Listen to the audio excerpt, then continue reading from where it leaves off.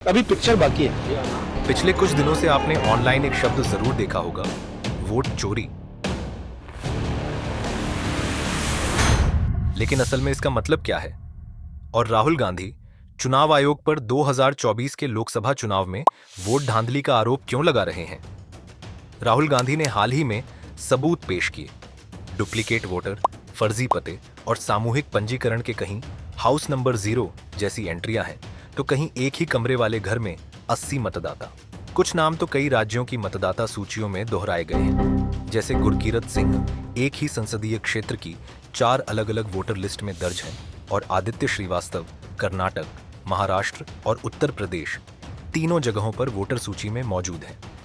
चुनाव आयोग ने राहुल गांधी से rule 20(3)(b) registration of electors rules 1960 के तहत शपथ पत्र मांगा है, लेकिन ये नियम केवल ड्राफ्ट रोल प्रारूप सूची के चरण में ही लागू होते हैं। रूल 12 ड्राफ्ट रोल आने के 30 दिनों के भीतर आपत्ति दाखिल करनी होती है।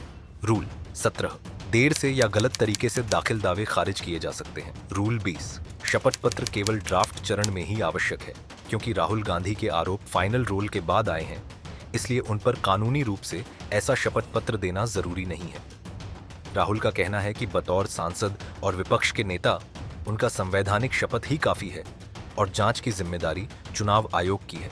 वहीं बीजेपी इन दावों को पूरी तरह बेबुनियाद बताकर खारिज कर रही है। तो सवाल यह है, असल जिम्मेदारी किसकी है?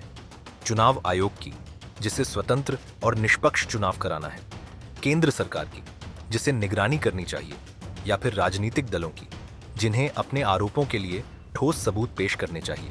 यह विवाद कोई पुराना नहीं, बल्कि चल रहा है। बिहार में चल रही स्पेशल इंटेंसिव रिवीजन SIR प्रक्रिया के दौरान भी कई गड़बड़ियां सामने आ रही हैं। अगर इन्हें अनदेखा किया गया तो जनता का भरोसा लगातार लोकतंत्र में कमजोर होगा।